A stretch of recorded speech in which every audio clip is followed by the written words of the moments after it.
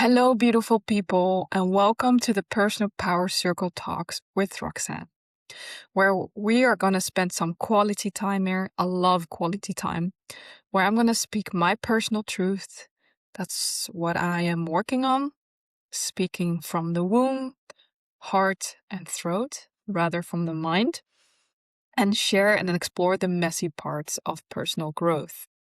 I'm Roxane, a creator and Ayurvedic practitioner and Reiki master with over a decade of experience in personal growth. As you get to know me, I'm a deep person, empath, love to reflect and contemplate about life. In this series, I'm going to talk about the chakra system, an ancient Indian philosophy, and it helped me understand where emotions are coming from. And once diving deeper in this system, I discovered it's such a beautiful framework to understand your energy system. Just notice that energy is like another language, and this is such a beautiful system to start off with that. And in this one, I'm going to focus on the first chakra, which is called the root, or in Sanskrit, it's called the Muladhara. And so we're going to, as always, have my notes on my side. So what is chakra? So like what I mentioned before, it is an ancient Indian philosophy system, and it appears in the texts, the Upanishads or the Vedas, and they mention in the text there are energy channels, the nadis, which is going through all our body system, and also energy centers. And the literal meaning of chakra is wheel or disc. And we have 7 main chakras. So I'll be just talking about the 7 chakras. And there are 12 sub chakras in our energy body. And these chakras are like vortexes of energy that reflects different things. So your needs, ways of communicating, ways of feeling and viewing the world. And we are born with all these chakra present, but they activate more fully at certain life stages, which is another beautiful framework of age cycles. So in this case, the root is all about developing in the womb. So if your mother experienced stress or trauma, pregnancy, C-sections, the fetus absorbs it all and tries to protect the mother. And it's all about, the sense of safety and belonging. And the activation of this age it's from the womb to the 6 months, and it reactivates at age 7. So let me go an overview of what the root chakra is. So, like I said, the first chakra, Muladhara in Sanskrit, root. And so the anatomical locations is the base of the tailbone, the spine, the perineum between the anus and the genitals. And the body functions are the elimination, lower digestive functions for sex drive, the fight and flight response. And the body system, it's related to the prostate, womb, lymph system, the skeletal system, the excretory system, the lower extremities. And the ectorin gland is the adrenal. And the organ system is the skeletal and the skin. The root also represents the color red. The element that is related is earth. And the sound is lam. And the theme is all related to survival, security, grounding, community, healthy family. And let's focus on the emotions particular.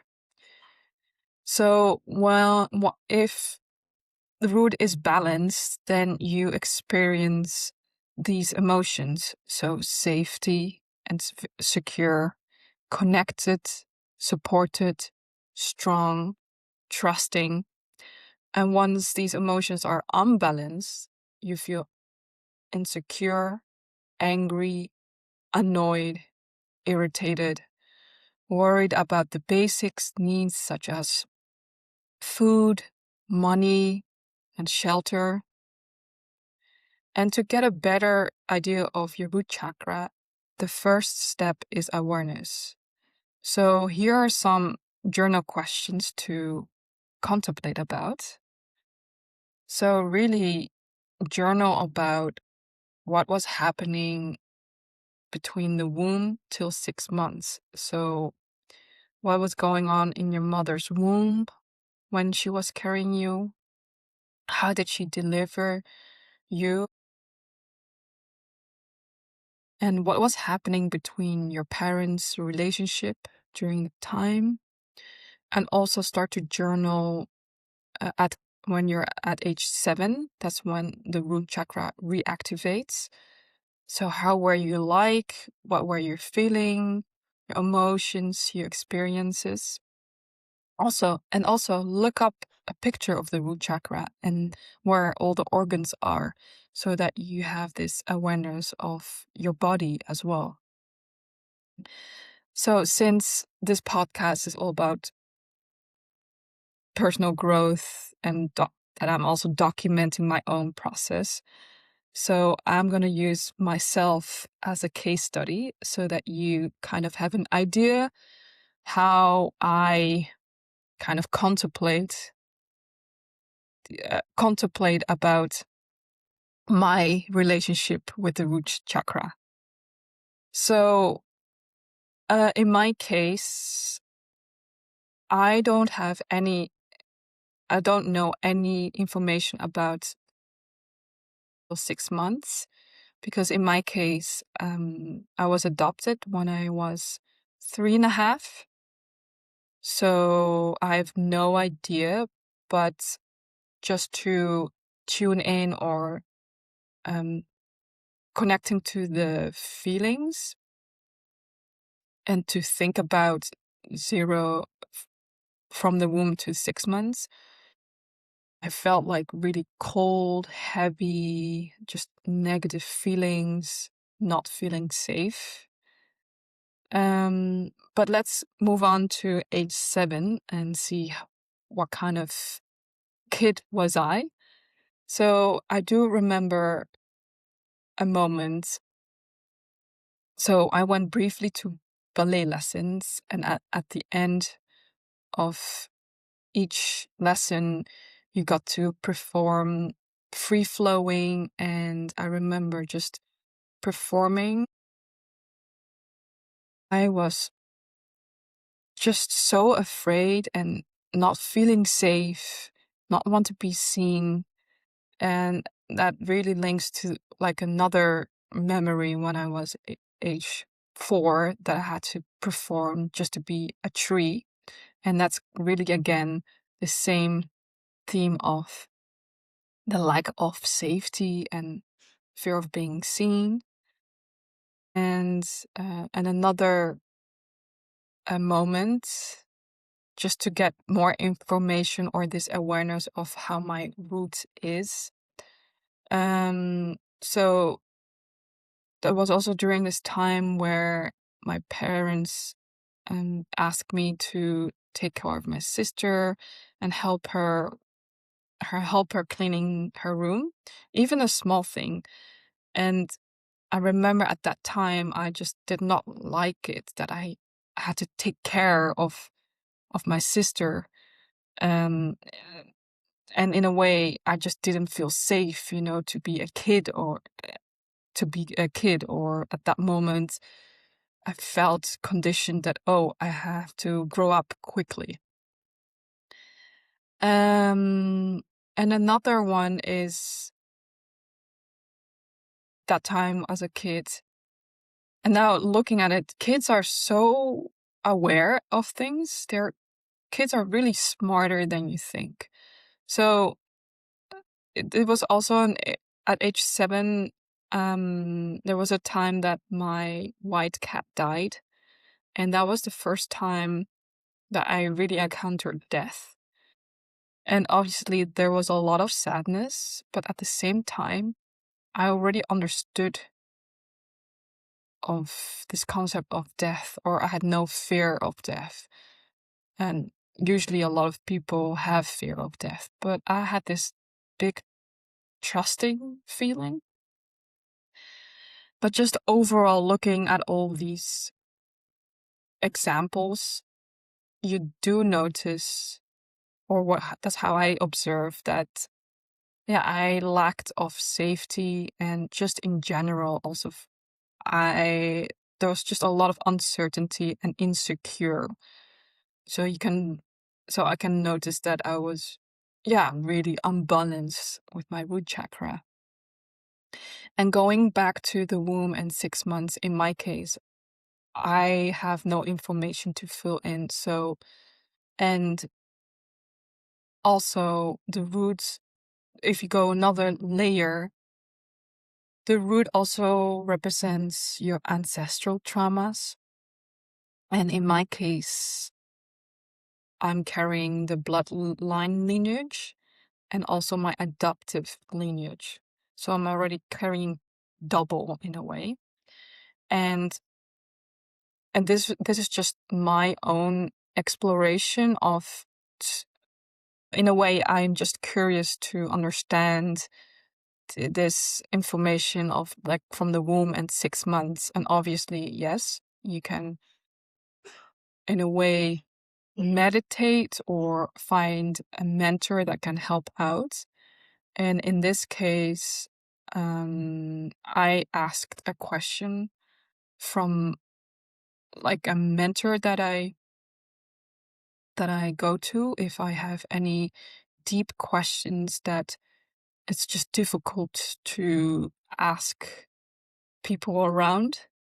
And now with the whole digital age, you can find so many amazing mentors that are reliable. And in this case, it is the question that I ask is about ancestors. I have no idea, or now I'm starting to discover what's the importance of ancestors, and basically that to connect, to have a strong root chakra, you also need to look another deeper, in which in my case, or in everyone, if you're doing this work, the ancestral lineage or your ancestors, it's very important to be rooted. And I was really curious how that works with adoptive people. So I asked this question to Natasha Rosha, and she is an Akashic messenger. She has a beautiful gift, and every Tuesday at 5 p.m. on her YouTube channel, she does a free reading for an hour.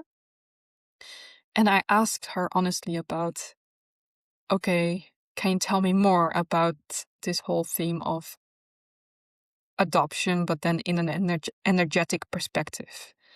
So this is what I got from her. So basically, your soul has chosen not to work on only one set of lineages, but also your birth parents and your adoptive parents. So I'm working like with 4 lineages in total.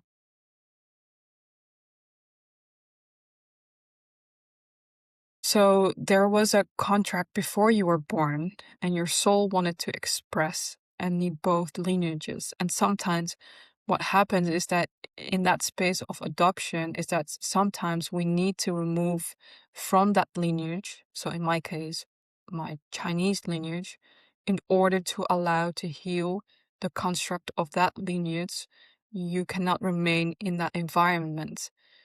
And once you listen to all the other chakras, I've been moving to different countries.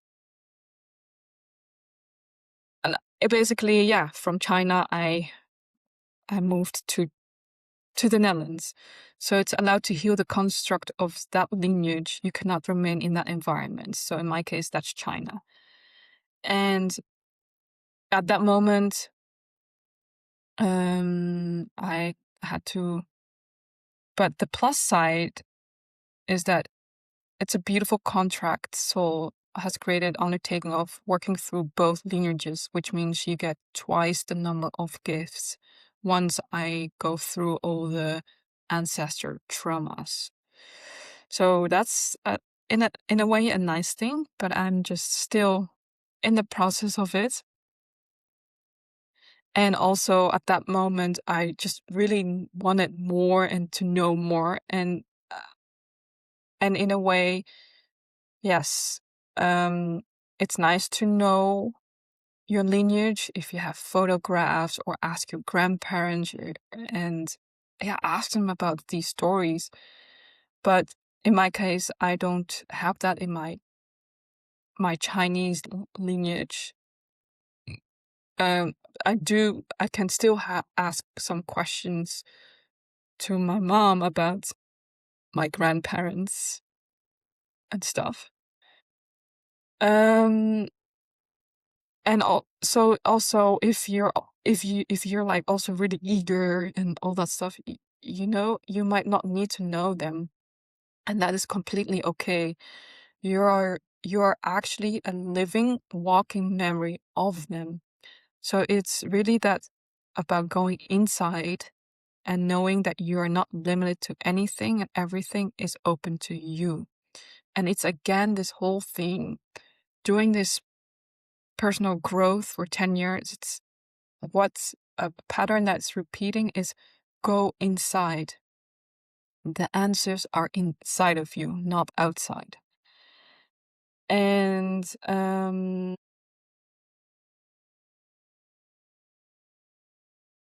when you heal yourself, you're not only both your lineages, but you're also healing the collective as well. So it's really, if you're listening to this, you're doing amazing work. You're also healing the collective, and the collective needs that. And just this overall theme for adopted people, but I think a lot of people can relate, is the theme of abandonment and belonging.